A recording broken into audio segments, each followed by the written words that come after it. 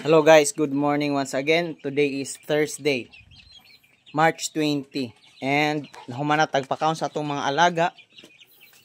Munang mingaw na ang atong palibot. So ato asa ning markahan ang atong kalendar, March 20, Thursday. Okay. Andrita sa atong mga alaga nga 2 months old. So ang gibuhat na ako guys, no, kay nag-away naman po sila guys. Akong gipang buhian. Nara sila guys.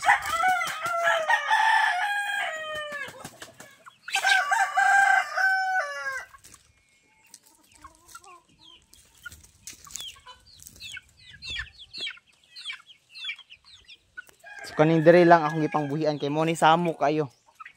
Nag-away gid sila. Nara sila guys.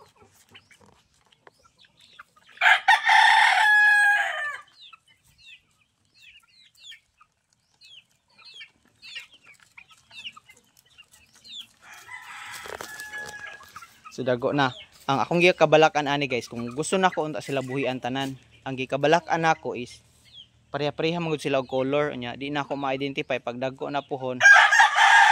Maglisod ko identify kung asa tong kani nga grupo, asa ning kani nga grupo, no? So bago na ako na buhaton, naguna-una ako og unsay pwede nako himuong marking sa ilaha nga pag-abot sa panahon atong mailhan ang atong mga alaga kay pares-pares gyud ni sila og color pag dagko gyud ani guys. So mo nang wala day na og gibuhian, no, kay kana sila upat gusto nta buhian ako. Gusto na ako unta buhian. Ang problema kay basig paghalo ani sa ilaha di na ka identify kay si mana raman ang ilahang agwat. So hapit-hapit or halos magkapareha lang sila og kadakon. Total kaning upat kay di man sila awayon kaayo. Tagsaraman, so diha lang sa amo. And maguna-una sa ko og kaning pwede na ako himuong marking para mahibalan nato kung kani sila nga grupo, kani nga marking kanini sila nga grupo. So pag abot ana og 3 months guys, 3 months kapin, ato gyud ang buhian sila para makalakaw-lakaw sila diri sa palibot, no? Makadula-dula sila, ma-exercise daan ilang mga tiil. Okay. Nindot man gyud pod og binuhian ang atong mga alaga guys. Kay bata pa lang daan, ma-stretch na ilang mga tiil. And ang atong mga gipang training sila diri sa atong fly pen at the same time scratch pen. So dito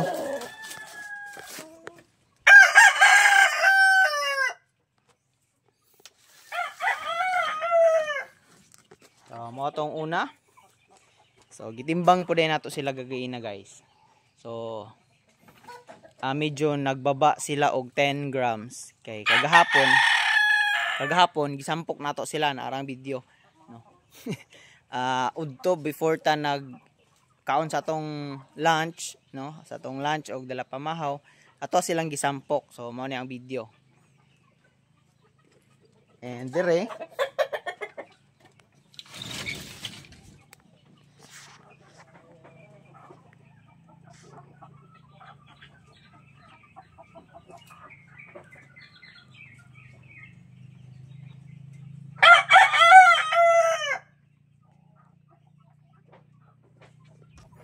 scratch pen, dala flying pen. Sumunay ikaduha. Gani ang ikatulo nila.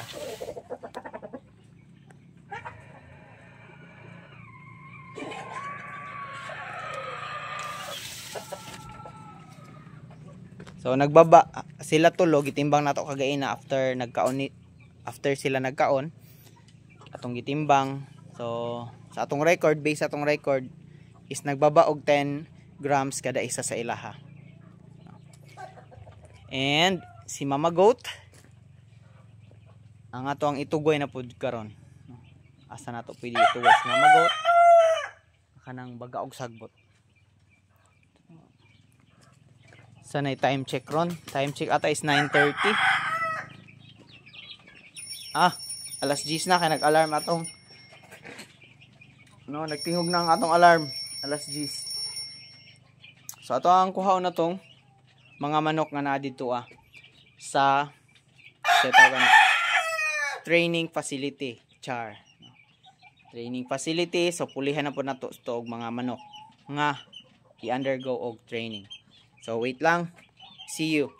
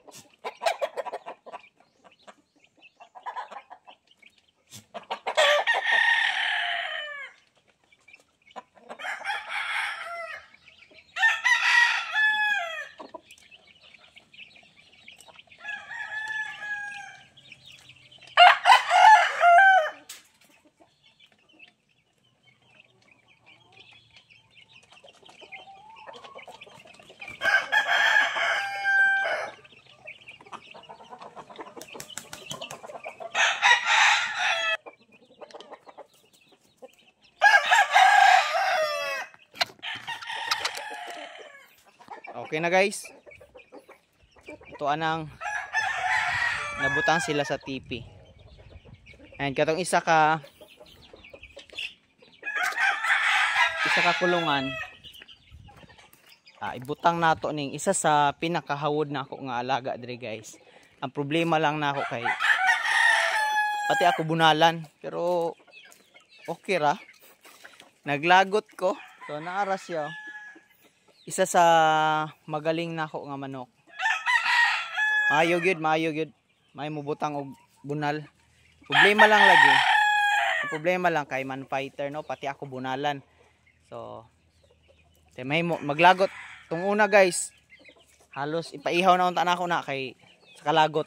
Pero karon na-realize na ako guys. Nga siya di ay ang ako ang gamiton para i-train ang akong mga alaga. Ang mga alaga nato nga isabak nato sa sabong, siya day ang himuong punching bag kay siya ang pinakahawod. So siya ang atong murag silbing panglaban no, pang training gusog away nga pasakitan gyud siya. Pasakitan atong mga manok, siya gyud no. Ug napo isa dito guys, straight comb to siya, maayo pug kaayo siya mo muaway guys, mubunal. Maigo gyud ang kalaban gyud guys. Ang problema lang lagi sila duha na sila nga problemado kay ko kay man fighter. So sa tanan diri sila ra gyud duha ang pinakaisog gyud. Naiuban nga mo aksyon og kuan, paak, pero pag magunita na dili naman okay naman siya. So, katong duha gyud katong dito o katong straight comb. Lagot lagi kay guys, perting laguta gyud. Munang karon bago na ako siya ibutang sa training facility is butangan ako gloves. Ako giandam gyud nga gloves guys kay para pagkuha nato sa iya kay wala na biya siya itali no. Pagkuha nato nya musukol sa ato mga bangag ang ato ang kuan guys, tiil no or kamot sa pagpunit sa iya. Actually guys, naana ko'y samad no kaniya. Gibunalan ni sa atong isa ka manok na pagpakaon ako. Pag butang na sa pagkaon gibunalan, so nasulod iya ang tahod diri peting sakita gyud. Muna akong experience tagam nako. So atong butangan to og kuan gloves and ibutang nato siya sa training facility.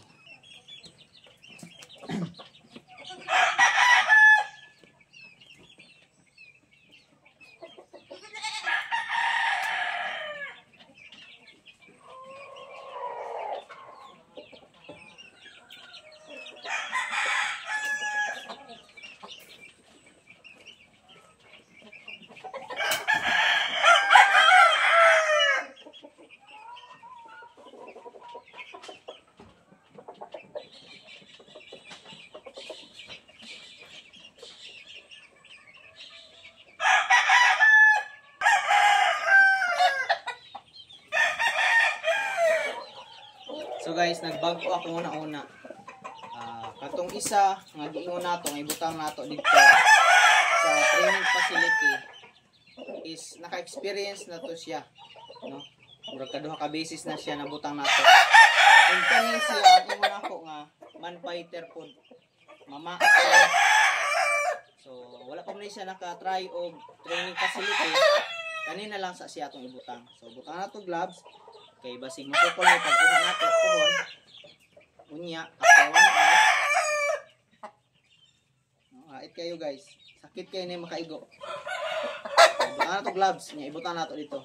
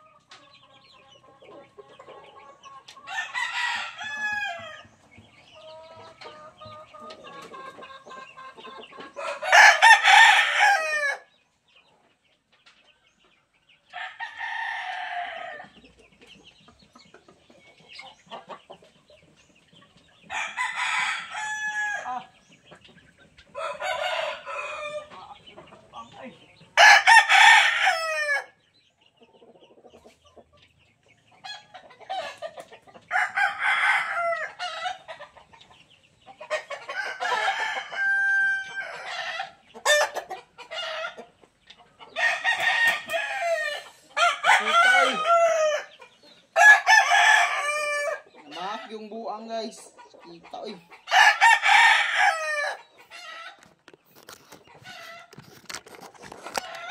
Laguta gyud oy sa kita, oy. Namaak gyud. Ah. Woo. So guys, kung kabalo ta nga delikado mamaak ang atong mga alaga, mamunal, so maghimo gyud tag preventive measure nga di gyud ta masakitan, pero di gyud maiwasan nga masakitan gyud ta. Pero katong isa, katong gibutangan nato gloves kato murag masakit-sakit gyud to, no? Kay bunal lang gyud to siya. So gibutangan nato gloves para ma-safety pud ta gamay, no? Bahalag mabunalan ta, at least dili ta masamad kay hait ba to yahang spar, no? Yan tahod. So gibutangan nato gloves para di kadulot. Bahalag mabunalan ta, sakit-sakit siya pero di ta masamad. So that's all for today's video, guys. For today's video, March 20.